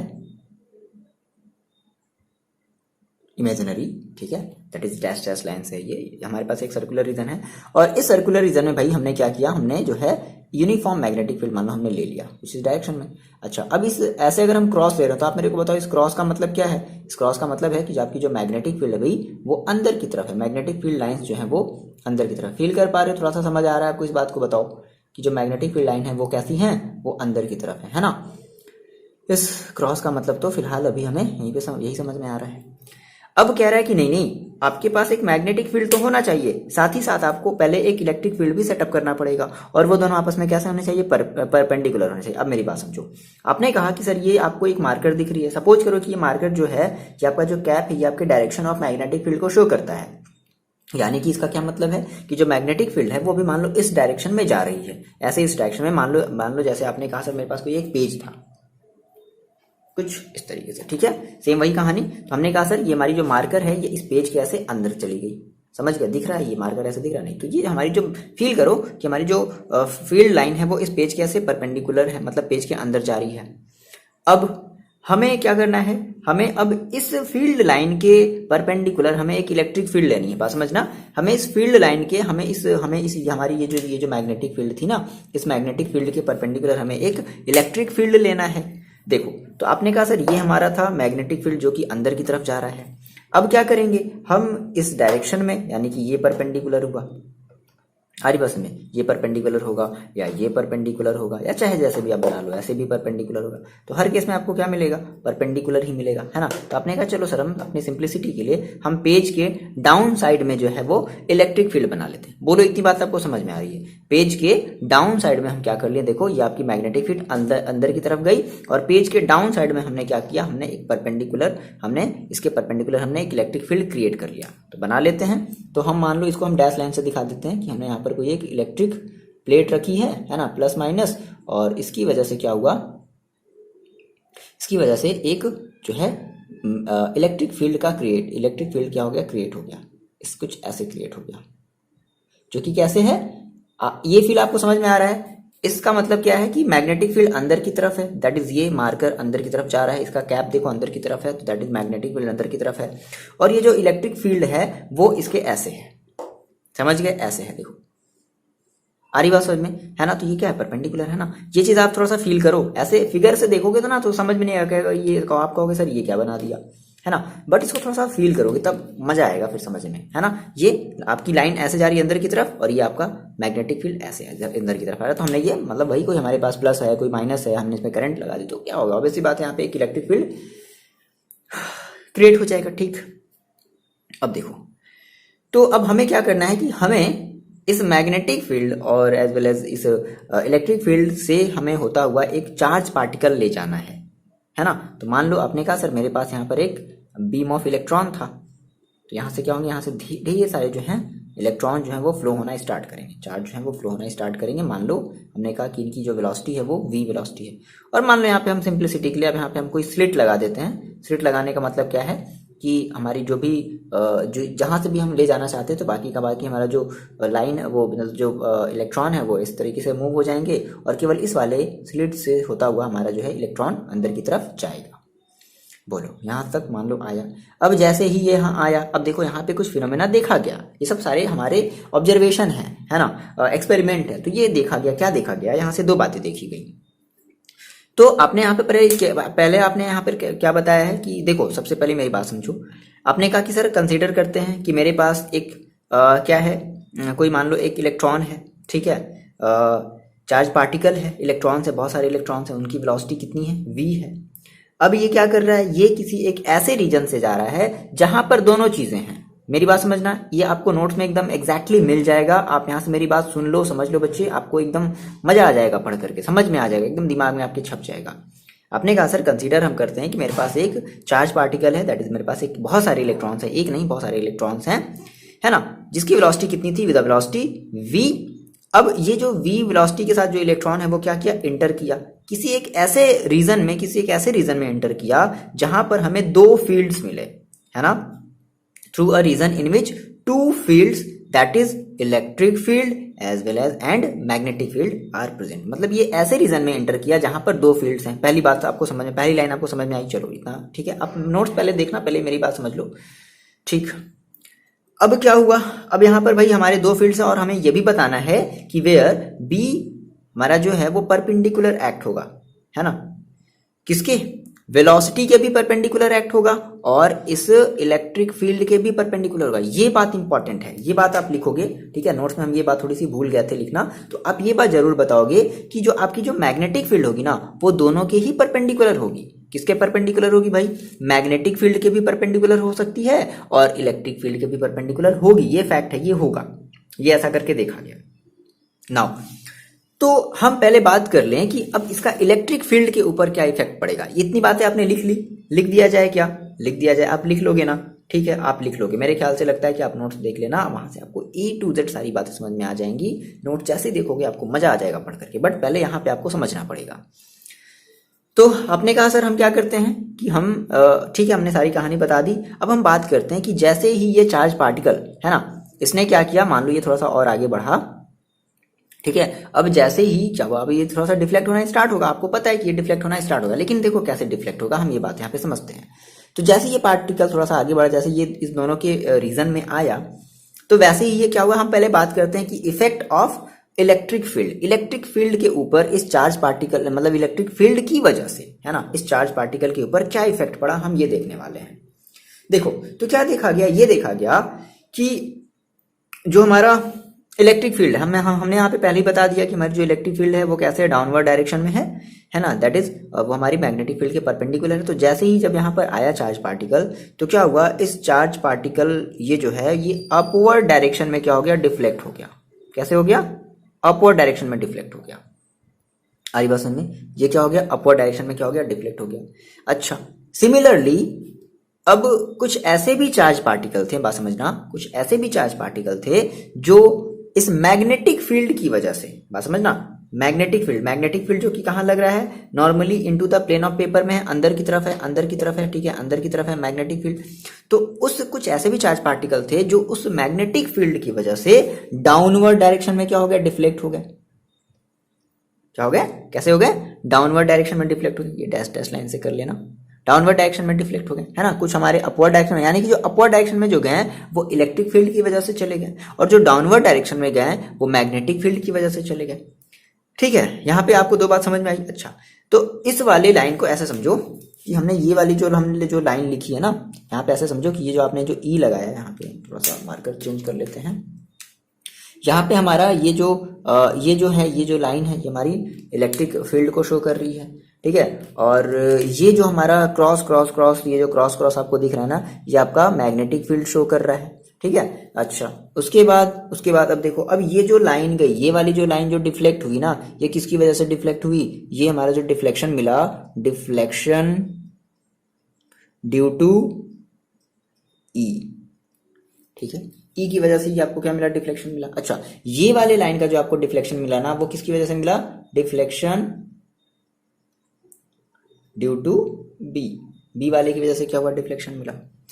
अब ये जो रीजन है इसको हम कहते हैं क्या दिया जाए, रीजन ऑफ, ये आपका पूरा का पूरा जो रीजन है ना, region of cross field that is magnetic field. ये पूरा का पूरा जो रीजन है वो आपका मैग्नेटिक फील्ड का रीजन है, ठीक है। अच्छा, तो ये बात तो हो गई, हमने ये देखा कि कुछ पार्टिकल इस तरफ चले गए, कुछ पार्टिकल इस तरफ चले गए। अब क्या हुआ कि इनके मैग्नीट्यूड को थोड़ा सा सेट किया गया। देखो बुक में ये डायरेक्टली बोलता है कि कुछ पार्टिकल जो है वो सीधे चले गए, तो सीधे ऐसे नहीं जाएंगे, ऐसे नहीं जाएंगे, मेरी बात समझो। देखो अगर आप ये कह रहे हो कि कुछ पार्टिकल जो है वो अपवर्ड डायरेक्शन में चले गए, ऊपर वाले प्लेट की तरफ चले गए, कुछ जो पार्टिकल थे वो नीचे वाले प्लेट की तरफ चले गए, तो अगर हम इनके मैग्नीट्यूड को थोड़ा सा अगर वैरी करें, मैग्नीट्यूड को वैरी करने का मतलब क्या है कि हम इनके मैग्नीट्यूड को थोड़ा सा एडजस्ट करें, मतलब कि इलेक्ट्रिक फील्ड के मैग्नीट्यूड को और इलेक्ट्रिक फील्ड के मैग्नीट्यूड को और मैग्नेटिक फील्ड के मैग्नीट्यूड को, मतलब कि ई को और बी को अगर हम थोड़ा सा एडजस्ट करते हैं तो हमें ये देखने को मिला कि कुछ लाइनें ऐसी भी थीं जो सीधी चली गई। क्लियर है? कब? जब हमने इलेक्ट्रिक फील्ड और मैग्नेटिक फील्ड के मैग्नीट्यूड को हमने एक सेट किया, हमने एक ऐसी कंडीशन पर पहुंचाई, हमने एक ऐसी कंडीशन बनाई है ना, इलेक्ट्रिक फील्ड और मैग्नेटिक फील्ड की हमने मतलब कुछ ऐसा चेंजेस किया कि इसको कम कर दिया, मतलब कुछ ऐसा हमने सिस्टम अप्लाई किया जिसकी वजह से कुछ हमारी जो चार्ज पार्टिकल्स थे वो एक सीधे डायरेक्शन में चली गई। ठीक है, तो इसका मतलब है कि इस सिचुएशन में हमने कहा कि हमने एक ऐसी सिचुएशन क्रिएट करी जिसमें हमारा जो भी ये निगेटिव चार्ज पार्टिकल था, जो भी हमारा इलेक्ट्रॉन था, वो क्या हो गया, वो बिना डिफ्लेक्ट हुए सीधे डायरेक्शन में चला गया। तो इसका मतलब आप क्या निकाल सकते हो? इसका मतलब ये है कि इस केस में आपकी जो मैग्नेटिक फील्ड हुई दैट इज बी की जो वैल्यू हुई और आपकी जो इलेक्ट्रिक फील्ड है ई की जो वैल्यू है वो क्या हो गई, आपस में इक्वल हो गई। आ रही मेरी बात समझ में? देखो ऐसा क्यों हो रहा था कि एक चार्ज उस तरफ डिफ्लेक्ट हो जाता है, एक चार्ज इस तरफ डिफ्लेक्ट हो जा रहा था? तो मे भी ऐसा रीजन रहा होगा कि उन्होंने ऐसा सेटअप किया होगा कि कभी उन्होंने इलेक्ट्रिक फील्ड की जो इंटेंसिटी, मतलब जो मैग्नीट्यूड है वो हाई कर दिया तो चार्ज पार्टिकल उधर की तरफ डिफ्लेक्ट हो गए। उन्होंने फिर कहा कि नहीं चलो हम बी बढ़ा देते हैं तो इधर की तरफ। फिर उन्होंने कहा कि अच्छा कोई ऐसा भी तो कंडीशन हो सकता है कि जिसमें हमारी जो दोनों फील्ड हैं वो इक्वल हो जाए, और उस केस में ना तो चार्ज उधर जाएगा ना चार्ज इस तरफ डिफ्लेक्ट होगा, तो भाई वो किस तरफ डिफ्लेक्ट होगा, वो सीधा निकल जाएगा, सीधा चला जाएगा। आ रही बात समझ? तो इस सिचुएशन को ही एग्जाम में बार बार पूछा गया है प्रूव करने के लिए कि प्रूव करो F is equal to F M, ये motion of charge in a perpendicular magnetic and electric field, ये इस तरीके से बार बार कई बार पूछा गया है। आप देखोगे अपने बुक में या फिर किसी प्रीवियस ईयर वाले उसमें बुक में देखोगे तो आपको ये चीजें कई बार मिलेंगी, अजीब अजीब तरीके से मिलेंगी, हर बार अलग अलग बना करके बोलेगा। तो बढ़िया सा जो नोट्स है वो आप जाकर के वहां से डाउनलोड कर लेना, लिख लेना, यहाँ पे अगर आपको चीजें समझ में आ गई हो तो ठीक है। अगर आप मेरी बात को अगर ध्यान से अगर सुने होगे बच्चे तो आपको कोई भी प्रॉब्लम मेरे ख्याल से नहीं आया होगा। अरे बात समझिए, है ना? तो हमने कहा कि सर हमने सर एक एडजस्टमेंट किया और उस एडजस्टमेंट के थ्रू हमारी जो मैग्नेटिक फील्ड है और जो इलेक्ट्रिक फील्ड है वो आपस में इक्वल हो गई और हमारी जो इलेक्ट्रॉन थी वो बिना डिफ्लेक्ट हुए क्या हो गई, पास हो गई। तो हम यहाँ से स्टार्ट करते हैं, यहाँ से आप सारी चीजें जो है वो थोड़ा सा अपने आप नोट से देख लोगे। एग्जाम A to Z मैंने जो चीजें बताई सेम वही चीज आपको मिलेगा, कोई भी कंफ्यूजन नहीं होगा। तो इस केस में सर हमने कहा कि हमारा जो Fe है वो किसके इक्वल हो गया, Fm के इक्वल हो गया। मतलब इलेक्ट्रिक जो इलेक्ट्रिक फोर्स है वो मैग्नेटिक फोर्स के क्या हो गया, इक्वल हो गया। और आपको इलेक्ट्रिक फोर्स पता है कितना, हम क्या लेते हैं, हम लेते हैं Q इंटू ई लेते हैं, या कहीं कहीं हम E इंटू ई भी लेते हैं, Q का मतलब चार्ज है हमारा, तो वो में भी अगर इलेक्ट्रॉन होगा तो हम Q के जगह E ले लेंगे। क्लियर है ये बात? Is equal to magnetic force आप जानते हो QVB, यहाँ पे हम साइन थीटा यानी कि थीटा इज इक्वल टू 90 लेते हैं तो हमें यहाँ पे sine theta is equal to 1 मिलेगा, दैट इज हमें क्या मिलेगा, केवल और केवल QVB ही मिलेगा। इतनी बात आपको समझ में आ रही है? यहाँ से फाइनली देखो आप इस Q से इस Q को आप कट कर दोगे तो फाइनली आपको यहाँ से जो V की वैल्यू मिली वो क्या मिली, E/B। ये यहाँ से एक मोस्ट इंपॉर्टेंट आपको फॉर्मूला मिला और कई बार यहाँ से इस क्वेश्चन से, इस फॉर्मूले से कई बार आपका क्वेश्चन जो है वो पूछा गया है। ठीक है, इसके पहले की कहानी आपको लिखनी जरूरी है ना? चलो इतनी बात क्लियर है, ये कई बार आपसे एग्जाम में पूछा गया तो इसलिए इंपॉर्टेंट है, ध्यान से आप इसको अच्छे से जो है अच्छे से लिख लेना। और हमने इसको शॉर्ट वाले में भी टर्म में बता दिया कि आप कैसे करोगे, है ना? कुछ बच्चे जो होंगे वो डायरेक्टली आप ऐसा अगर फिगर भी बना दो, मान लो आपने कहा सर ये मेरा एक, हम इसको मान लो अगर हम इसको y एक्सिस मान लेते हैं, इसको अगर x एक्सिस मान लेते हैं, इसको अगर हम z एक्सिस मान लेते हैं, और मान लो कि हम भाई अब हम फ्री थे ना, हम E को कैसे भी डायरेक्शन में ले सकते थे, ऐसे भी ले सकते थे, ऐसे भी ले सकते थे। तो मान लो हमने कहा सर ये वाली जो डायरेक्शन है वो हमारी B वाली डायरेक्शन शो कर रही, मतलब मैग्नेटिक फील्ड की डायरेक्शन शो कर रही। देखो ऐसे कहने का मतलब आप क्या समझते हो, जैसे आप किसी अपने रूम के आप किसी एक कॉर्नर को देखो तो कॉर्नर में आपको 3 कोने नजर आएंगे ना, ठीक है, और उन कोनों के बीच जो एंगल होगा वो कितना होगा, 90 डिग्री का होगा। तो यहाँ पर भी समथिंग सिस्टम कुछ वैसा ही है। ये 3D में है, तो 3D में आप कैसे देखोगे, आप जब अपने किसी कॉर्नर वाले अपने रूम के आप किसी कॉर्नर को देखोगे, है ना, तो जो देखो जो आप किसी टॉप वाले कॉर्नर को देखो, तो टॉप वाले कॉर्नर में देखो जो नीचे की तरफ जो लाइन आई है ना, हमने उसको मान लिया बी। अब ऊपर की तरफ देखो क्या है, ये हमारा है, मान लो हमारा ये एक इलेक्ट्रिक फील्ड जा रहा है, ऊपर की तरफ जा रहा है, तो देखो ये कैसे परपेंडिकुलर है, और इस डायरेक्शन में हमारी क्या जा रही है, वी जा रही है। तो कई बच्चे क्या करेंगे, इस चीज को रिप्रेजेंट ना करके अगर आप इस चीज को भी अगर आप रिप्रेजेंट कर दोगे तो आपको फुल मार्क्स मिलेगा। ये भी 100% सही है। बाकी का लिखने वाला काम आप बताओगे। क्लियर है ये बात, आपको ये चीज लानी है, ये बात क्लियर है, ठीक है, मजा आ गया, ये बातें आपको समझ में आ गई। तो यही कॉन्सेप्ट है और कुछ नहीं। अब हम इसके बेसिस पे जल्दी जल्दी देखने वाले हैं न्यूमेरिकल्स। मोस्ट इंपॉर्टेंट न्यूमेरिकल्स हैं, फॉर्मूले जो हैं वो आपको अपनी पीडीएफ फाइल में ही, पीडीएफ बुक में ही मतलब मिल जाने हैं, है ना। सारे के सारे जितने भी फॉर्मूले हमने यूज किए हैं वो सारा का सारा फॉर्मूला भी हम इसी न्यूमेरिकल्स में, इस वाले वीडियो के ही न्यूमेरिकल्स में हम क्या करने वाले हैं, लगाने वाले हैं। भले ही वीडियो चाहे जितना बड़ा हो जाए तो हम एक आध दो न्यूमेरिकल्स देखते हैं, ठीक है ना, क्योंकि जल्दी से इस टॉपिक को थोड़ा सा खत्म करना है, तो इसको हम थोड़ा सा वीडियो को बड़ा बनाते हैं और जल्दी से खत्म करते हैं। देखो बच्चे, इसके न्यूमेरिकल्स को लगाते हैं, सॉल्व करते हैं, बड़ा ही आसान, बड़ा ही इजी होता है, ठीक है। ध्यान से समझोगे तो आपको एक बार में आसानी से समझ में आ जाएगा, बस आपको प्रैक्टिस करने की जरूरत है। क्या कह रहा है कि an electron is accelerated through the some potential difference and then it is injected into a uniform magnetic field, ठीक है। अब उस यूनिफॉर्म मैग्नेटिक फील्ड की देखो जो मैग्नीट्यूड दी गई वो कितनी दी गई, 0.05 वेबर पर मीटर स्क्वायर, तो हम इसको टेस्ला भी कहते हैं, with the velocity of 10⁻⁷ metre per second, यानी कि आपका वी दे दिया है। Calculate the radius of circular path, ठीक है। तो आपको सर्कुलर पाथ का जो है आपको रेडियस निकालना है, दैट इज आपको यहाँ से आर आपको निकालनी है। देखो हमें तो मान लो फॉर्मुला नहीं आता है कि आर का एग्जैक्टली हमें फॉर्मुला क्या है, हमें ये चीज नहीं पता, बट हमें एक चीज पता है कि एज वी नो कि इस केस में हमारा जो क्यू वी बी जो होता था वो इक्वल टू होता था किसके, M V square upon R के, बोलो ये होता था। तो हम इस क्यू की जगह अगर हम बात करें अगर इलेक्ट्रॉन की, तो हम इस क्यू की जगह क्या ई रख सकते हैं, तो हम ये भी कह सकते हैं क्या, देखो यहाँ से वी से वी कैंसिल आउट हो गया, तो क्या बचा आपके पास E into B is equal to M V upon R. यहाँ से आप फाइनली आर निकाल लो, तो आर इज इक्वल टू क्या होगा, ये चला गया इधर, तो हाँ ये आता था M V upon E B, बोलो ये बोल सकते हैं। क्यू बी की जगह हमने ई बी रख लिया क्योंकि हमारे पास इलेक्ट्रॉन है, अगर कोई पार्टिकल बोल जाते हैं उसके लिए क्यू हम लेते थे, ठीक है। अच्छा, इतनी बात आपको समझ में आ रही, चलो तो हम यहाँ से बस सिंपली हमें क्या करना है, हमें सभी की वैल्यूज रखनी है। अब इलेक्ट्रॉन का मास कितना होता है, 9.1 इंटू 10⁻⁻31, ठीक है। तो हम ले लेते हैं 9.1 इंटू 10⁻⁻31, ये हमारे इलेक्ट्रॉन का मास होता है ना, इंटू देखो वी देखो कितना दिया गया है 10⁻7। पहले तो आप अपने इस क्वेश्चन को सबसे पहले आप अपनी कॉपी में लिखोगे, ये इंपॉर्टेंट है, ठीक है, बहुत ज्यादा इंपॉर्टेंट ये क्वेश्चन है आपका। अपॉन ई की वैल्यू कितनी होती है 1.6 इंटू 10⁻⁻19 इंटू बी की वैल्यू देखो कितनी रखनी है 0.05। चलो इसको थोड़ा सा सॉल्व करते हैं।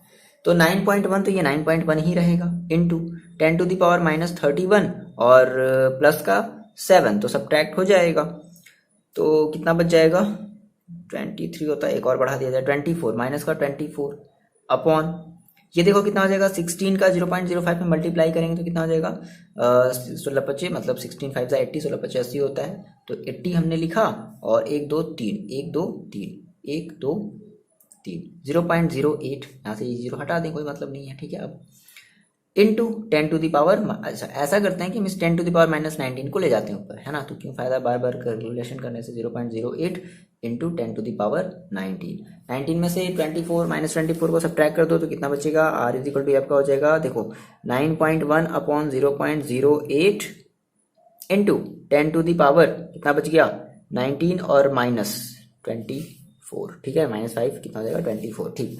अब क्या किया जाए, यहाँ पे देखो इस 0.08 को हमें यहाँ पर पॉइंट को यहाँ लाना है, तो क्या किया जाए, हम ऊपर नीचे ऐसा करते हैं 100 का मल्टीप्लाई करते हैं, तो जैसे आप 100 का मल्टीप्लाई करोगे तो ये हो जाएगा 910 अपॉन 8, कट कर दिया जाए तो 2 4 जा 2 2 2 4 जा 2 5 जा 2 5 जा 4 से काट दो, डायरेक्टली कट कर दो, कितना हो जाएगा देखो डायरेक्टली कट कर देते हैं, तो 4 1 जा पॉइंट नहीं लगेगा, 4 1 जा फिर 4 1 जा, है ना, कितना बचा 1 4 3 जा, ओके, इंटू ठीक है, इतनी ही बार ले जाते हैं, इंटू 10⁻⁻5। अब अगर आप चाहो तो इसको जो है, पॉइंट नहीं रहेगा क्यों ऐसे बार बार पॉइंट लगा दे रहे हैं। ठीक है, चलो देखो पूरा कट कर देते हैं। 4 1 जा और एक बचा, 4 3 जा, पॉइंट कितना आ गया 12, 3 बचा, कितना हो जाएगा 4 7 जा, ठीक है, इंटू 10⁻⁻5। अब ऐसा करो कि इस पॉइंट को उठा करके यहाँ पर लगा दो, तो कितना हो जाएगा 1.137 इंटू 10⁻⁻3, और ये क्या होगा आपका मीटर। ठीक है, और 10⁻⁻3 इज इक्वल टू क्या आप जानते हो, मिलीमीटर। तो फाइनली आपको जो आर मिलेगा वो कितना मिलेगा 1.137 मिलीमीटर। ये आपका फाइनल आंसर होगा।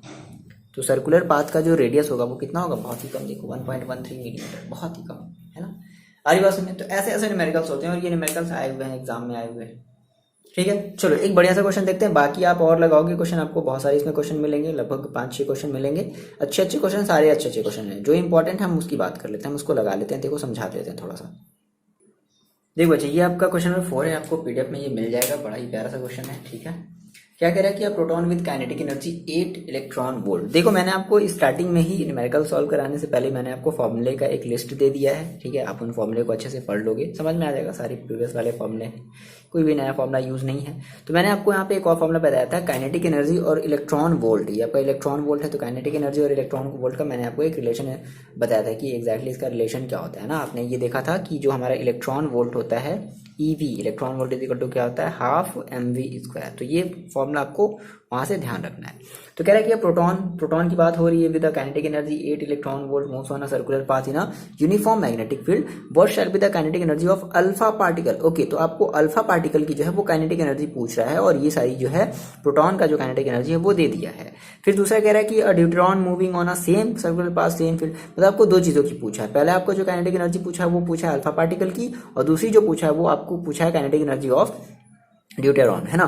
दो चीजों की आपकी जो है काइनेटिक एनर्जी पूछा। तो देखो हम पहले इसकी अगर बात कर ले, प्रोटॉन की काइनेटिक एनर्जी, यानी इसका मतलब क्या है, तो हमें एज अ रिलेशन पता है, हम जानते हैं सर क्या होता है, हमें ये पता है बच्चे क्या, अगर हम इसको देखो, हम इसको एज अ एक रिलेशन की तरह अगर यूज करें तो प्रोटॉन की बात करें, मूव करा सर्कुलर पाथ में, ठीक है, तो इसकी कुछ रेडियस भी होंगी। तो ऐसा करते हैं कि हम पहले यहाँ से v की वैल्यू निकाल लेते हैं।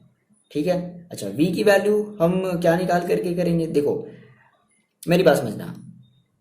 यहाँ से अब अगर आप एक रिलेशन अगर आप स्टेब्लिश करते हो तो एक बात समझना, यहाँ से आपने कहा कि सर मेरे को ये पता है क्या, E V is equal to, sorry ये आपका E into V is equal to, है ना, 1/2 mv²।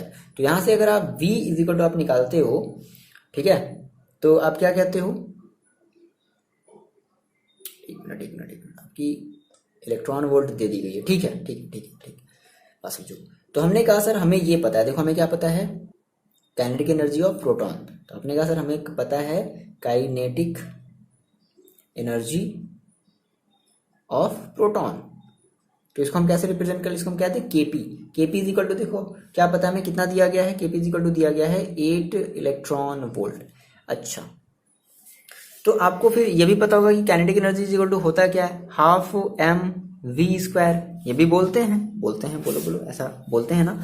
अच्छा, हाफ mv²। अब सर यहाँ पे तो हमारे पास v तो है नहीं, तो ऐसा करते हैं हम यहाँ से पहले v की वैल्यू को रिप्लेस करते हैं। तो अब कैसे किया जाए, तो हमें पता है E, अगर हम बात कर रहे हैं अल्फा पार्टिकल की, ठीक है ना, तो मान लो हमने बात करें, अगर हम प्रोटॉन की बात करें तो ठीक है, मान लो अगर उसको ई से अगर रिप्रेजेंट करते हैं हम क्या कहेंगे, हम कहेंगे ई वी बी, ये तो होता है, यानी कि क्यू बी भी याद आया, is equal to mv² upon r।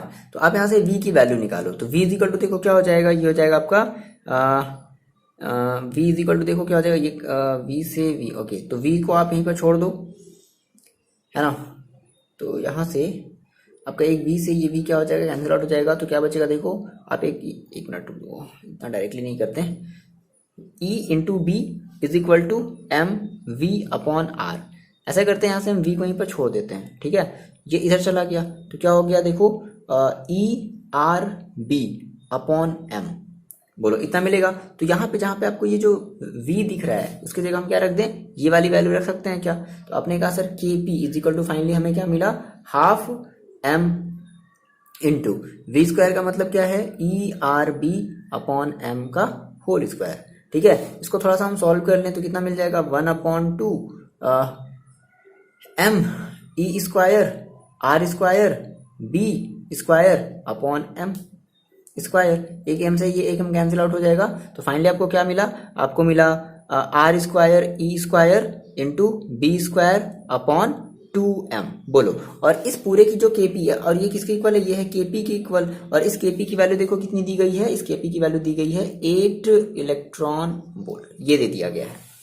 इतनी बात आपको समझ में आई। हम यहाँ पे देखो ऐसा क्यों निकाल रहे हैं ना, हमें मान लो जब अल्फा पार्टिकल की जब आप बात करोगे, आप फॉर्मूला अप्लाई करोगे हाफ एम बी स्क्वायर, तो वी तो है नहीं, ठीक है, आप अल्फा पार्टिकल का मास रख दोगे। आप अल्फा पार्टिकल का मास कितना जानते हो, इलेक्ट्रॉन के मास का 4 टाइम होता है अल्फा पार्टिकल का। ये बात याद रखनी है, ये बात आपको पता है ना कि अल्फा पार्टिकल का जो मास होता है वो इलेक्ट्रॉन के मास का 4 टाइम होता है। अल्फा पार्टिकल पे जो चार्ज होता है वो इलेक्ट्रॉन के चार्ज का जस्ट 2 टाइम होता है। ये बात आपको पता होनी चाहिए, है ना।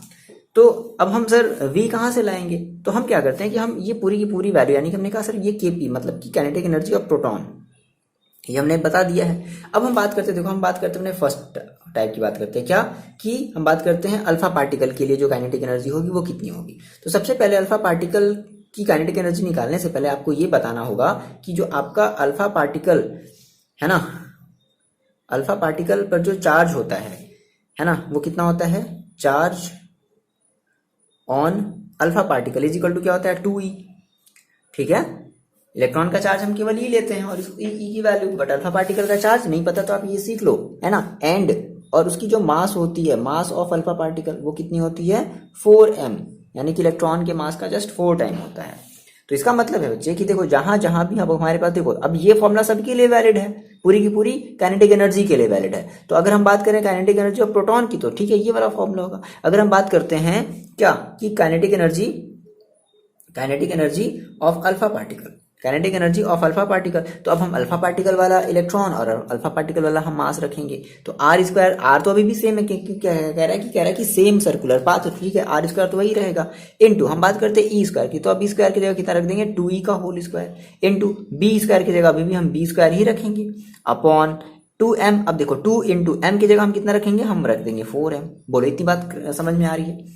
यहाँ से आप इसको थोड़ा सा सॉल्व करोगे तो देखो कितना आ जाएगा, ये आपका 4 बाहर निकल जाएगा, ठीक है, और ये हो जाएगा आर स्क्वायर, और ये हो जाएगा इंटू ई स्क्वायर, और ये हो जाएगा upon into B square upon, यहाँ से ऐसा करते हैं कि हम इस 4 को बाहर रख लेते हैं और इंटू देखो इस 2 को हम एक साथ रख लेंगे। बोलो ऐसा कर सकते हैं ना, इस 4 को बाहर रख लिया और इस 2 को एक साथ कर लिया। देखो यहाँ पे फिर से आपको इसकी वैल्यू पता है, आप चाहो तो इस 4 से 4 को कट कर दो, आपको इसकी वैल्यू पता है क्या, आपको इसकी वैल्यू पता है कितनी है, 8 इलेक्ट्रॉन वोल्ट। तो इस केस में भी अल्फा पार्टिकल का जो काइनेटिक एनर्जी आएगा वो भी कितना आएगा, 1 इलेक्ट्रॉन वोल्ट ही आएगा।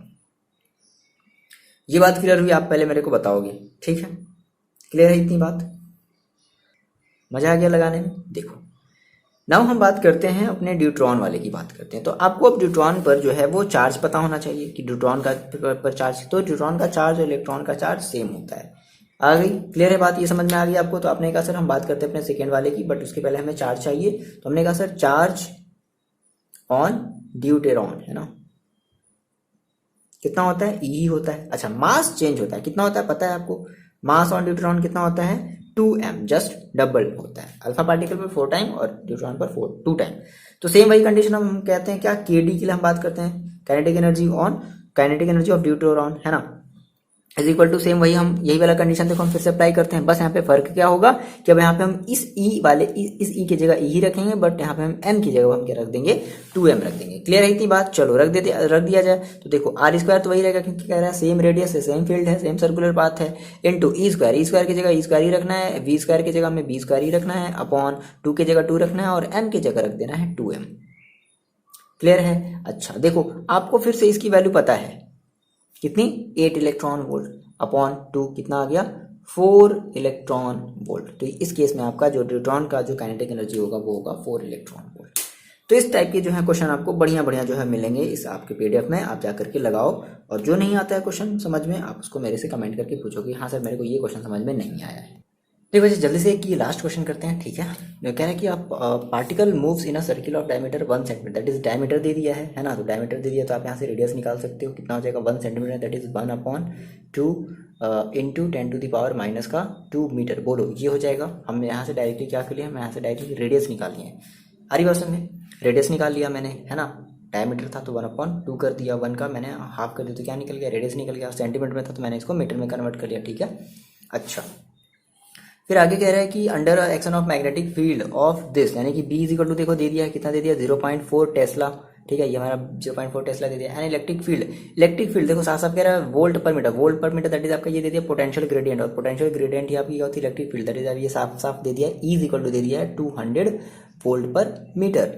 मेक्स अ पाथ स्ट्रेट, है ना, फाइंड द चार्ज पर मास। अच्छा, ये क्या पूछ रहा है आपसे, एक रेशियो बोल रहा है कि आपको ये रेशियो फाइंड आउट करना है, चार्ज अपॉन मास का आपको रेशियो फाइंड आउट करना है ऑफ द पार्टिकल के चार्ज अपॉन मास का आपको रेशियो फाइंड आउट करना है। देखो बहुत ही आसान है, तो हमें चार्ज अपॉन मास का, यानी कि मतलब क्या है कि आपको जो है क्यू अपॉन एम लाना है, बात समझो, यहाँ से थोड़ा सा थीम लेकर के चलो कि आपको क्यू अपॉन एम जो है आपको फाइंड आउट करना है, तो क्यू अपॉन एम। ओके, तो सर्कुलर पाथ में है तो सबसे पहले तो हम ये फॉर्मूला अप्लाई करते हैं, Q into E is equal to Q V B, ठीक है, यहाँ से Q से Q कैंसिल हो जाएगा तो V इज इक्वल टू आपको देखो यहाँ से क्या मिलता है, E अपॉन बी, पहला फॉर्मूला ये आपको मिला, ठीक है। अच्छा, बात समझो। फिर आपको एक और फॉर्मूला पता है क्या, Q V B is equal to M V square upon R, बोलो ये भी तो आपको पता है ना, Q V B is equal to M V square upon R, यहाँ से V से V कैंसिल आउट हो जाएगा, तो फाइनली जो है यहाँ पे आपको Q, ठीक है, कैंसिल नहीं करते हैं, इसकी हमें जरूरत पड़ेगी, ठीक है ना, कैंसिल नहीं करते हैं भाई, कैंसिल नहीं करते हैं। Q V B is equal to हमें मिलता है क्या, M V square upon R, ये हमारा मान लो इक्वेशन नंबर है 2। ओके, अब देखो, तो आपने कहा sir from equation first and 2, हम क्या करते हैं, हम जो है यहाँ से हमें चाहिए Q अपॉन एम चाहिए ना, हमें चाहिए Q अपॉन एम। ओके, एक मिनट रुको, तो आप ऐसा करो यहाँ से Q अपॉन एम, ठीक है। देखो कई सारे तरीके हैं, देखो आपने कहा सर कि ऐसा करते हैं कि हम यहाँ से हम इस Q अपॉन एम को इधर ले आते हैं, तो क्या हो जाएगा, देखो Q upon M is equal V B is equal to V square upon R, ये होगा, बोलो। अच्छा, यहां से आप इस V से ये V काट दो, एक V से आपने एक V क्या कर दिया, काट दिया ना, तो देखो आपके पास क्या बचा, आपके पास बचा Q upon M into B is equal to V upon R, ठीक है। अच्छा, इस B को इधर ट्रांसफर कर दो, है ना, इस हम क्या करते हैं, हम इस B को इधर ट्रांसफर कर देते, देखो कितना हो जाएगा, Q upon M is equal to हो जाएगा V अपॉन आर बी, बोलो इतनी बात आपको समझ में आई, V अपॉन आर बी, इतनी बात आपको समझ में आई। अब आपने कहा सर मेरे पास वेलोसिटी तो दिया नहीं है, तो हम ऐसा करते हैं कि हम इस V की वैल्यू क्या करते हैं, रिप्लेस करते हैं, तो क्या कर दिया जाए, देखो इस V की जगह देखो क्या रख सकते हैं, E अपॉन बी, तो E अपॉन बी, अपॉन में क्या है, आर बी, इसके अपॉन में कुछ नहीं तो 1, ये क्या 1 यहाँ, ये आएगा 1 यहाँ, ये आएगा B यहाँ, तो क्या मिलेगा आपको मिलेगा E upon R B square, बोलो ये चीज आपको मिलेगी, ये इतनी बात आपको समझ में आई, फाइनल ये चीज आपको मिला यहाँ से, है ना, तो आप रख देते हैं, so Q upon M is equal to E, देखो E की देखो डायरेक्ट वैल्यू दे दी गई कितनी, 200 अपॉन R की वैल्यू देखो हमने निकाल ली है कितनी, 1 upon 2 into 10 to the power minus का 2 इंटू बी स्क्वायर देखो B की वैल्यू कितनी है, 0.4, तो 0.4 का होल स्क्वायर, बस सॉल्व कर लिया। देखो ये 2 कहाँ चला जाएगा, उड़ करके ऊपर चला जाएगा, तो कितना हो जाएगा 400 अपॉन ये इस 10 टू द पावर माइनस 2 को भी ऊपर भेज दो, तो कितना हो जाएगा 10 टू द पावर 2 अपॉन कितना हो जाएगा, इसको आप मल्टीप्लाई करोगे तो 0.16 है ना, मतलब 16 आएगा तो 0.16 ये मिलेगा।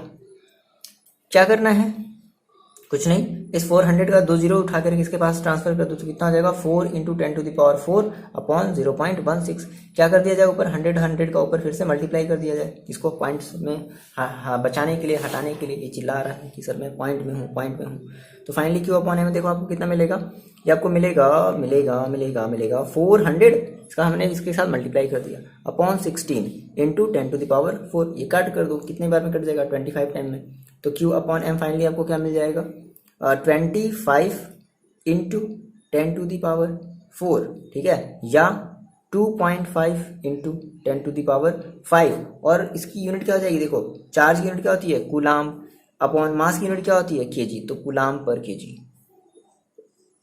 ये आपका फाइनल आंसर होगा। तो मजा आया आपको लगाने में, ठीक है। ऐसे ही क्वेश्चन आप लगाओ वीडियो पीडीएफ डाउनलोड करके, ठीक है। और जैसा भी आपको ये लेक्चर लगा आप कमेंट करके बताओगे, है ना। जैसा भी लगा है आप बच्चे कमेंट करके जरूर बताओगे, ठीक है। चलो मिलते हैं आपसे नेक्स्ट वीडियो में। पढ़ाई करते रहो और अपना ख्याल रखो आप।